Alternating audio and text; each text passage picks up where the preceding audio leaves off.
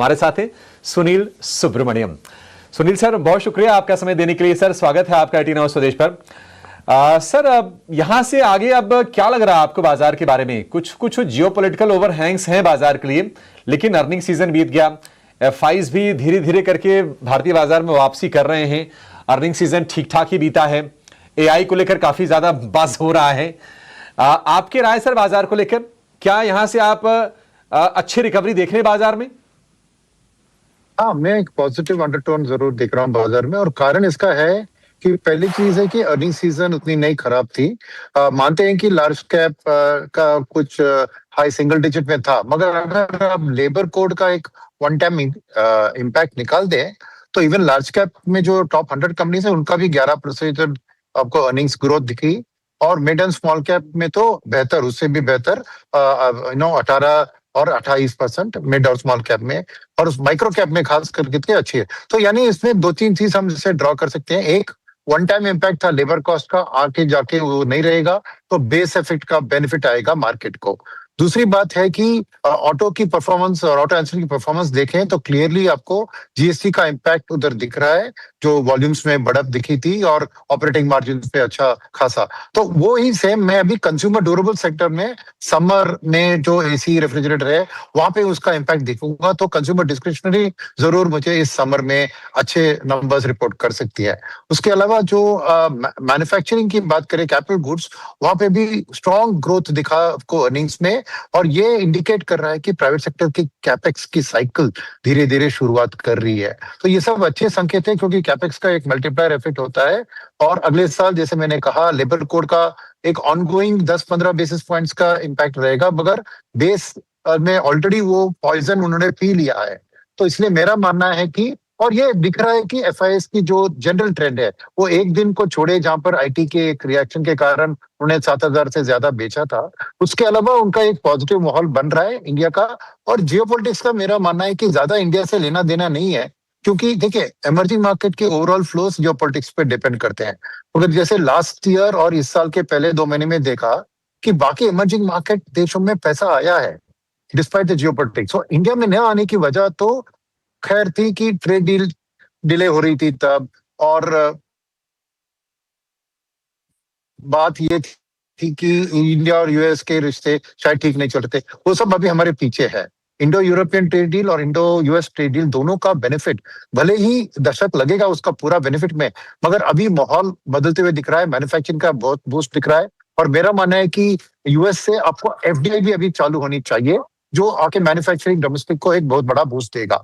तो मेरा मानना है कि मार्केट का एक भी रुझान, अभी DIS भी थोड़े सावधान थे, अर्निंग सीजन की इंतजार कर रहे थे, अब वो हो चुकी है, तो अब क्लैरिटी है उनके पास, और वो भी डिप्लॉयमेंट अभी अपना बढ़ाएंगे धीरे धीरे।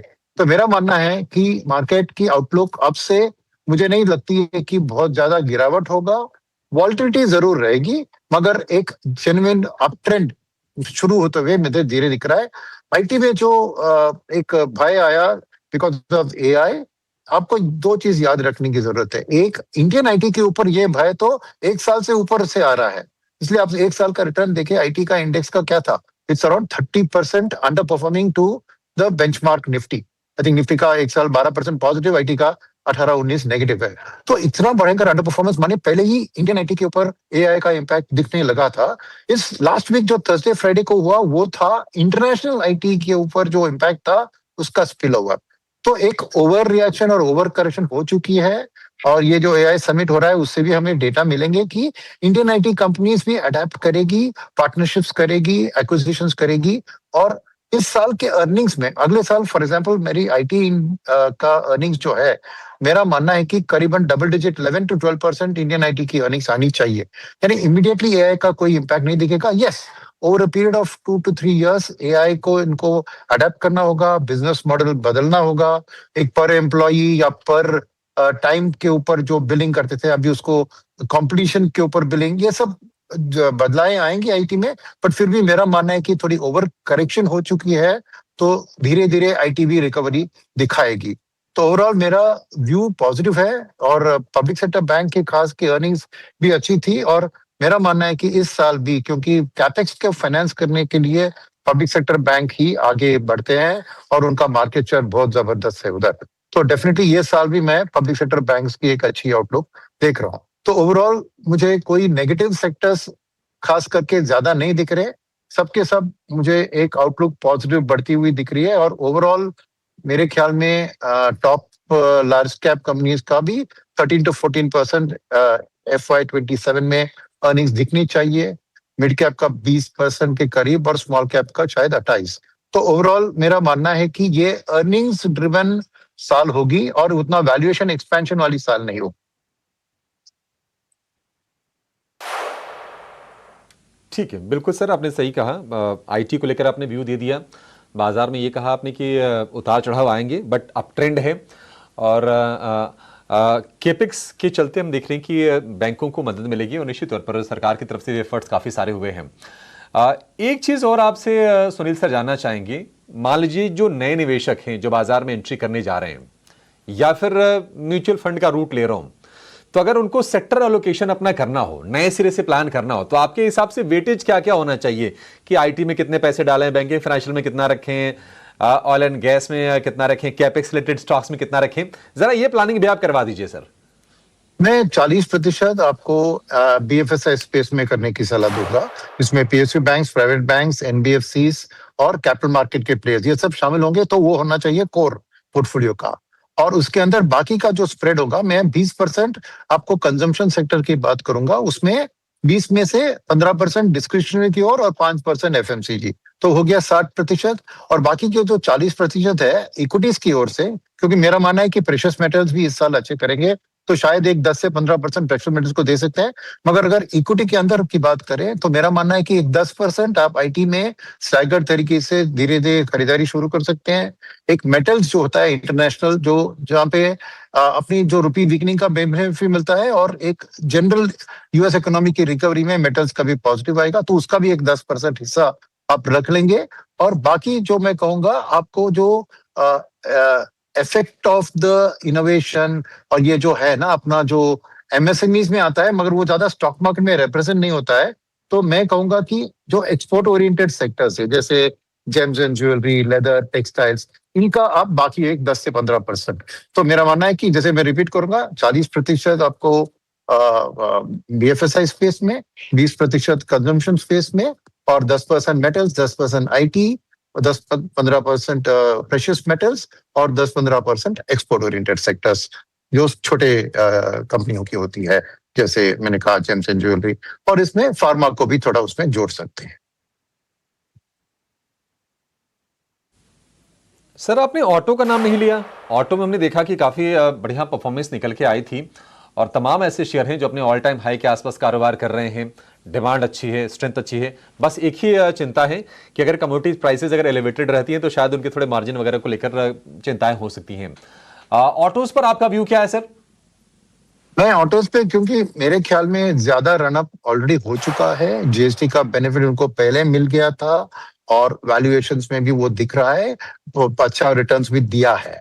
तो इसके बाद मेरा मानना है कि ध्यान कस्टमर्स का ऑटो से लेकर, शायद ये मार्च में थोड़ी सेल्स अच्छी आ सकती है बिकॉज ईयर एंड का थोड़ा बहुत डिप्रिसिएशन का बेनिफिट्स के बिन, तो उसके बाद मेरे ख्याल में एक रियलोकेशन, लोगों के पैसा जो होता है EMI के जरिए जो खरीदते हैं, वो ज्यादा ड्यूरेबल्स और रियल एस्टेट की ओर शिफ्ट करेंगे। तो ऑटो में मेरा मानना है कि ये फैबुलस 30% का उनका अर्निंग ग्रोथ था इस क्वार्टर में, वो रिपीट करना मुश्किल है। तो अगर वो होता है और मार्केट में वो खाली अर्निंग्स 10-15% ग्रो करती है, तो मार्केट की वैल्यूएशंस कैसी बिहेव करनी ये कहना मुश्किल है।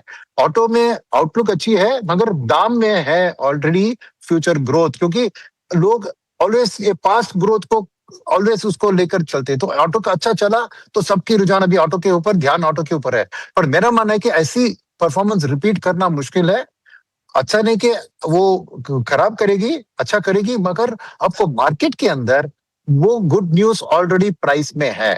तो लेना है तो 5-10% आप ऑटो में एलोकेशन कर सकते हैं। बट मेरा दूसरा चीज था, जब मैंने कंजम्पशन की बात की ना, मेरे लिए कंजम्पशन का डेफिनेशन होता है FMCG, consumer durable, auto, realty. तो इसको तो 20% मैंने एलोकेशन दे दिया है, क्योंकि ये सब वाइडर कंजम्पशन की बास्केट है ना।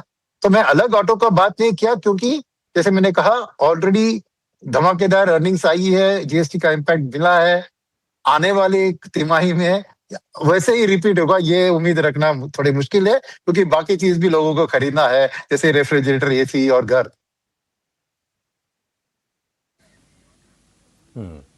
सुनील सर, मुझे पता चला, मेरी टीम ने बताया कि आप एयरपोर्ट में बैठे हैं सर। कहाँ जा रहे हैं सर, और जी कैसे टाइम मैनेज कर लेते हैं आप इतना? नहीं, एक्चुअली मैं सिंगापुर में था, सिंगापुर से अभी इंडिया वापस आ रहा हूँ। तो सिंगापुर एयरपोर्ट में हूँ, शाम तक लास्ट इंडिया टाइम जो हमारी पहुंचूंगा। बातचीत हुई थी तब भी आप सिंगापुर से इंडिया ही वापस आ रहे थे।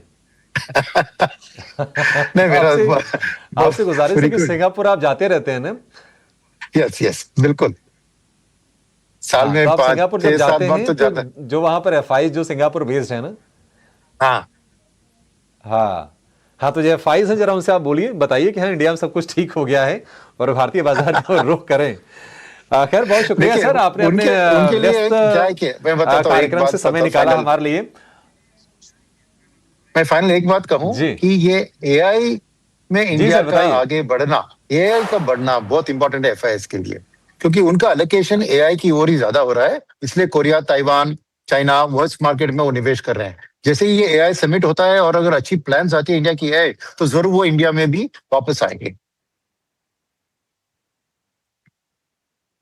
नहीं, सही बात है सर, सही बात है। इंडिया को छूता नहीं रह सकते, क्योंकि बाकी चीजें में हो चाहे ना हो, अगर हम ग्लोबल वर्कफोर्स की जब बात करते हैं, जब हम स्किल्ड वर्कफोर्स की बात करते हैं, तो उसमें इंडिया का मुकाबला नहीं है। और वो आपको इंडिया आना ही पड़ेगा उस चीज के लिए, चाहे एआई वाली कंपनी है या फिर सर्विसेज में आज जो भी रिक्वायरमेंट हो।